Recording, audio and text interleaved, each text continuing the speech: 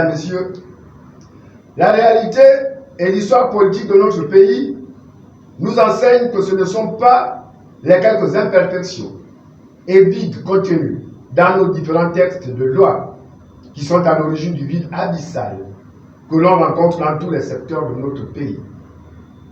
Non, aucun texte de loi ne fait l'apologie du tribalisme paroxysmique qui sévit dans notre pays. Non, aucun texte de loi ne légitime la corruption politique et le népotisme. Non et non, aucun article, ni de la Constitution, ni du Code pénal, ne dit que les détournements des fonds publics sont la voie royale pour s'enrichir. Non, non et encore non. Aucun texte de loi ne dit que la République est morcelée en territoires distincts avec les dignitaires et autres doyens qui régentent l'ascenseur social des autres citoyens. Non, non, non et encore non. Aucun texte n'organise l'État en excluant des fonctions de haute responsabilité un groupe de citoyens du fait de leur appartenance politique ou ethnique. Non, nous disons bien non. Aucun texte réglementaire ne crée des citoyens d'exception qui évoluent au-dessus de la loi.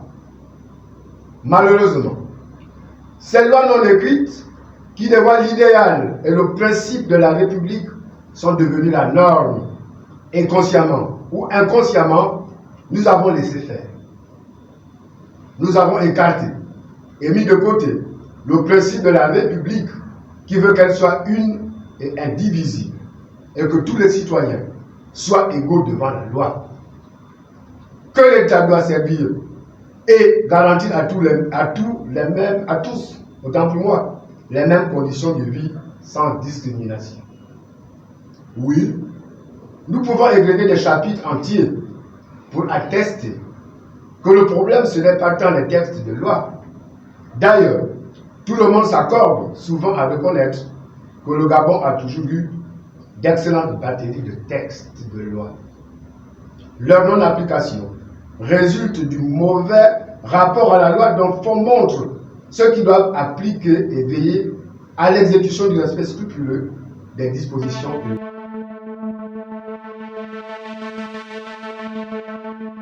Père Dangoji tient à rappeler que le vote référendaire n'a pas pour finalité le choix des personnes qui occuperont les charges publiques. Il s'agit de choisir un format qui fixera le socle sur lequel reposera notre Constitution. Il ne s'agit pas de porter une préférence avant terme d'un quelconque candidat, déclaré ou pas, à l'élection présidentielle. Le choix se porte ici sur la Constitution uniquement, c'est-à-dire sur la loi fondamentale qui, comme toute œuvre humaine, pourrait présenter quelques insuffisances.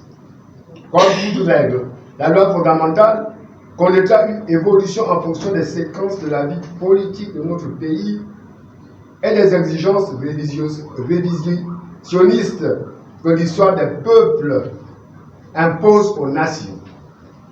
Les réalités d'aujourd'hui ne seront pas celles de demain. Les membres de la paix d'Angoji invitent par conséquent l'ensemble de la classe politique à se consacrer à l'essentiel, lequel consiste à accompagner le processus de la transition pour parvenir à terme à l'organisation des élections libres et transparentes qui concluront la fin de la présence du CTI à la tête de l'État.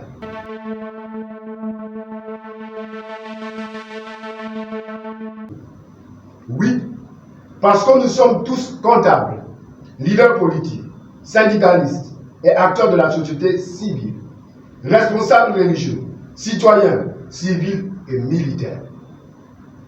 Oui, c'est ensemble que nous devons à la hauteur des dommages causés consentir l'effort de sacrifice pour redonner à notre pays une âme. Oui, parce que nous avons souhaité opérer une rupture avec le régime et le système monarchique présidentiel. Oui, parce que nous avons, comme tous les autres compatriotes, apporté spontanément, sans calcul et sans réserve, notre soutien au coup de libération. Oui, parce que l'armature institutionnelle qui encadrera notre pays à l'issue de l'actuelle période de transition devra revêtir l'esprit et la lettre qui nous ont conduits à saluer le coup de libération et à nous engager à soutenir les membres du CTRI.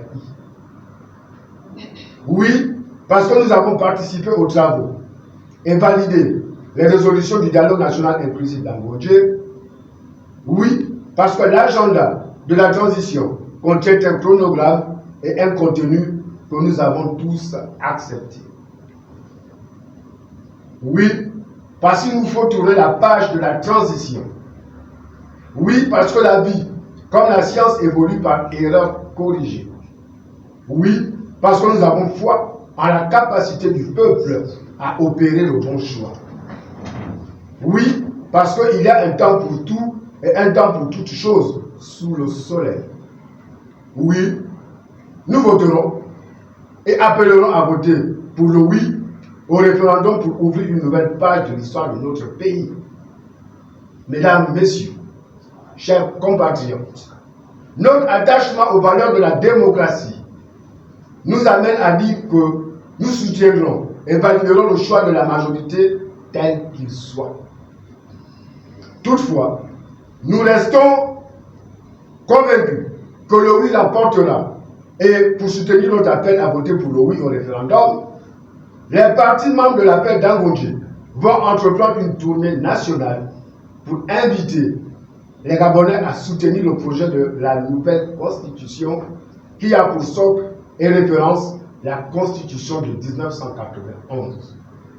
Mesdames, Messieurs, il n'y a pas que la politique, il y a aussi le citoyen gabonais qui appelle à une exécution diligente des politiques publiques pour améliorer son quotidien et restaurer sa dignité.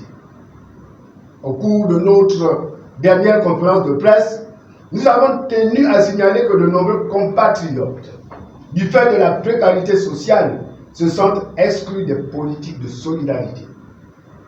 Et il me plaît de rappeler que toute politique a pour objectif premier de permettre aux citoyens d'avoir un emploi, de bien se loger, d'avoir un accès aisé à des soins de santé de qualité, de scolariser ses enfants et de bien se nourrir. Malheureusement, nous devons reconnaître que la grande majorité de nos compatriotes peinent aujourd'hui à joindre les deux bouts. Les partis politiques membres de l'appel d'Angondje, tout en saluant les efforts fournis par le CTRI pour répondre à la demande sociale, demandent que des mesures urgentes soient prises pour accroître les politiques de lutte contre la pauvreté et la vie chère.